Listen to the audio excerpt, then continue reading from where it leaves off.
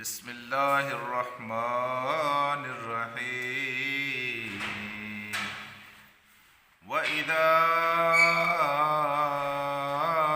أَذَقْنَا النَّاسَ رَحْمَةً مِّن بَعْدِ ضَرَّاءٍ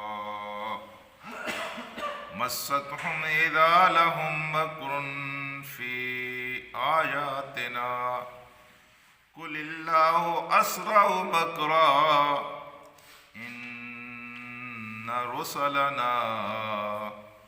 إِنَّ رُسُلَنَا يَكْتُبُونَ مَا تَمْكُرُونَ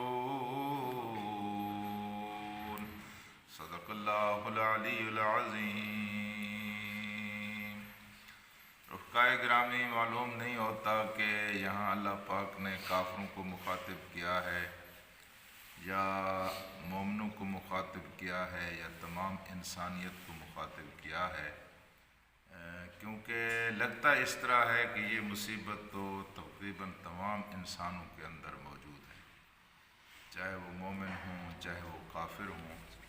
یہ کمزوری ہر انسان کے اندر اللہ تبارک و تعالی نے رکھ چھوڑی ہے یا خود انسان نے اپنے اندر پیدا کر لی ہے کہ جب ہم اذا اذقنا الناس، جب ہم ذائقہ چکھاتے ہیں انسانوں کو رحمتاً، اپنی رحمت کا، من بعد ضراء، مصیبت کے بعد بیمار تھے، شفا یاب ہو گئے، کسی مشکل میں پھنسے ہوئے تھے، اس مشکل کو اللہ پاک نے دور کر دیا، بہت غریب تھے، مفلوق الحال تھے، گزارا نہیں ہو رہا تھا، اللہ تعالیٰ نے کسی ذریعے سے دولت پیدا کر دی، حالات بدل گئے ہیں جی۔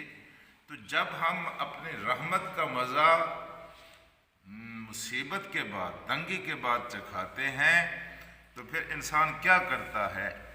اللہ تبارک و تعالیٰ فرماتے ہیں مَسَّتْهُمْ إِذَا لَهُم مَّكْرٌ فِي آيَاتِنَا، پھر وہ ہماری آیات کے اندر مکر کرنے لگتا ہے، تدبیریں کرنے لگتا ہے، سوچنے لگتا ہے جی یہ تو میرا اپنا کمال تھا، یہ تو میری اپنی لیاقت تھی، دیکھیں نا میں نے وہ پالیسی اختیار کی، میرے ساتھ والا وہ بھی پیچھے رہ گیا، وہ بھی پیچھے رہ گیا، میں آگے چلا گیا۔ نہیں سمجھتا کہ یہ اللہ کا کرم تھا، یہ اللہ تبارک و تعالیٰ کی عطا تھی، یہ اس کا فضل تھا جس نے مجھے اس مقام تک پہنچایا ہے، مجھے مصیبت سے بچایا ہے، یہ نہیں سمجھ، یہ بچایا۔ یعنی جب مصیبت میں مبتلا تھا تو اس وقت تو چیخ رہا تھا، پچھلی آیت میں آپ نے سنا ہے، لیٹ کر بھی اللہ اللہ، کھڑے ہو کر بھی اللہ اللہ، چلتے پھرتے بھی اللہ اللہ۔ اور جب اللہ پاک نے مصیبت دور کر دی تو پھر وہ اس وجہ سے جی مصیبت دور ہوئی ہے، کبھی کہتا ہے فلاں حضرت صاحب کی وجہ سے مصیبت دور ہوئی ہے، کبھی کہتا ہے فلاں دوائی کی وجہ سے مصیبت دور ہوئی ہے۔ بھائی مصیبت دور ہوئی ہے اللہ کے حکم سے دور ہوئی ہے۔ تم 100 لقمے کھاتے ہو اللہ کے حکم سے، وہ ایک ایک لقمے پر اللہ کا حکم چلتا ہے، ان میں سے ایک لقمے کو حکم دیتا ہے کہ یہ لقمہ جو ہے یہ تمہیں نقصان پہنچائے گا، تو وہی ایک لقمہ تمہیں نقصان پہنچاتا ہے، باقی سارے لقموں کو حکم ہوتا ہے اسے نقصان نہیں پہنچانا۔ یہ فلاسفہ جو تھے یہ بالعموم اس طرح کرتے تھے، مثلا کوئی شاہ کے کوئی زلزلہ آیا تو کہتے تھے یہ شاہ پہ ثاقب آپس میں ٹکرائے، اس وجہ سے یہ بارش ہوگی، پتھروں کی بارش ہوگی۔ ابو علی سینا ایک بہت بڑے دانا تھے، بہت بڑے حکیم تھے، ان کے اوپر تقریباً کفر کے فتوے لگتے رہے، وہ یہی باتیں کیا کرتے تھے، وہ اس طرح کی باتیں کیا کرتے تھے کہ ہر چیز کا کوئی نہ کوئی سبب بیان کر دیا اور اللہ تبارک و تعالیٰ کی طرف اس کی نسبت نہیں جانے دی۔ حکیم بہت بڑے تھے، بہت بڑے حکیم تھے۔ ایک آدمی کو دیکھا اور اس کا مرض دیکھا اور اسے کہا کہ تو مر جائے گا، اور اتنے دن تک تو مر جائے گا، لیکن پھر کچھ دنوں تک اس کو دیکھا کہ وہ چل پھر رہا ہے تو کہنے لگے یہ مرا تو نہیں ہے، یہ کیوں نہیں مرا، اسے تو مر جانا چاہیے تھا۔ اس کو بلا کر پوچھا کیوں نہیں مرا، ہاں جی، تو اس نے کہا جی میں نے فلاں حکیم سے جا کر دوائی لی ہے۔ اسے کہنے لگا اس سے نسخہ لکھوا کے لاؤ۔ حکیم بھی حکمت کے بادشاہ تھے، جب وہ اس کے پاس گیا تو اس نے کہا تجھے ابو علی سینا نے بھیجا ہے؟ اس نے کہا ہاں اس نے بھیجا ہے۔ اس نے کہا نسخہ نہیں دوں گا، جب بیمار ہوگے آنا، پھر وہی دوائی دے سکتا ہوں، نسخہ نہیں دے سکتا ہوں۔ پھر اتفاق سے وہ آدمی مر گیا، اس کے اوپر ابو علی سینا نے تحقیق کی اور اس کا جو بچا کھچا نسخہ تھا اس کو سونگھ کر وہاں اندازہ لگایا کہ 16 مرکبات تھے جو اس حکیم نے اس کو بتائے تھے، وہ 16 مرکبات اس نسخے کو دیکھ اور چکھ کر اس نے پھر وہ نسخہ بنا، اتنا بڑا حکیم تھا۔ اور اللہ کے بارے میں اور تقدیر کے بارے میں اس کا کیا خیال؟ ابو سعید ایک بزرگ ہیں، یہ ان کے ہم عصر تھے، ایک مریض کو پوچھنے کے لیے گئے تو ابو علی سینا بھی ساتھ پوچھنے کے لیے چلا گیا۔ ابو علی سینا نے کہا کہ اسے بخار ہے اور جب تک پسینہ نہیں آئے گا اور اس کے بند اور اس کا جسم نہیں کھلے گا اس کا بخار نہیں ٹوٹے گا۔ ابو سعید اس سے پہلے بیٹھے ہوئے تھے، وہ کچھ پڑھ رہے تھے، مسلسل کچھ پڑھ رہے تھے، تو اس نے اپنا نسخہ بتایا، لیکن ابو سعید پڑھتے رہے تو بالآخر تنگ اور ابو سے کہا مولوی کیا پڑھ رہا ہے تو؟ وہ چپ رہے۔ پھر اس نے کہا ملا بتا کیا پڑھ رہا ہے تو؟ اس نے کہا بکواس بند کر۔ ابو علی سینا بہت بڑی ہستی تھی اور اس کے ساتھ بڑے شاگرد گئے تھے، اور اس نے جب ابو سعید کی یہ حرکت، لیکن وہ برداشت کر گئے۔ ابو علی سینا چلے گئے اور پھر ابو سعید سے لوگوں نے پوچھا کتنے بڑے آدمی کے بارے میں اپنے منہ پر اتنا سخت جملہ کہہ دیا، درا حالانکہ آپ بزرگ ہیں اور دیندار آدمی ہیں، آپ نے تو کبھی ایسی بات کی نہیں۔ اس نے کہا نادانو، میں نے اس کو سبق سکھلایا ہے اور وہ سمجھ گیا ہے کہ میں نے اس کو کیا سبق سکھلایا ہے۔ میں اس کو یہ سبق سکھلا رہا ہوں کہ یہ میں نے منہ سے کلام کیا ہے نا، اس کلام کی وجہ سے اس کا چہرہ دیکھا تھا، اس کے ارد گرد کے شاگردوں کی حالت دیکھی تھی، آپے سے باہر ہو گئے، مجھے مارنے کے لیے دوڑ رہے تھے۔ تو یہ کیا تھا؟ یہ کلام کا اثر تھا۔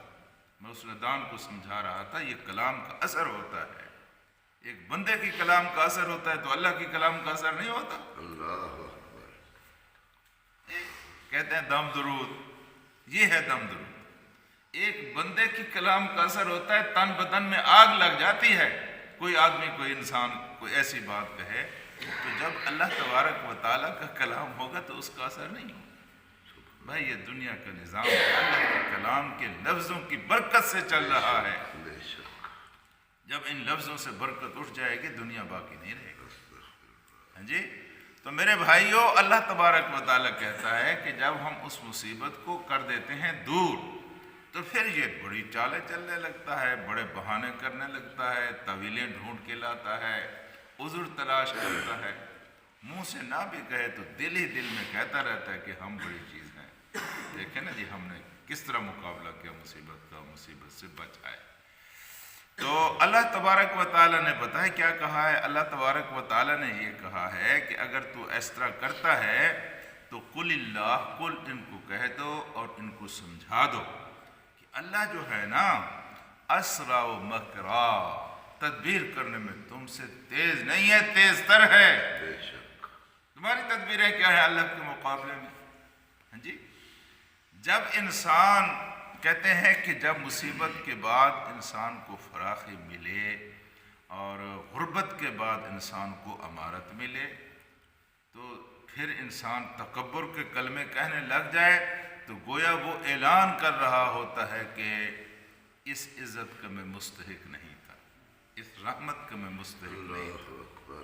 وہ اللہ سے کہہ رہا ہوتا ہے اللہ نے تو نے مجھے کیوں دے دیے، واپس لے لے۔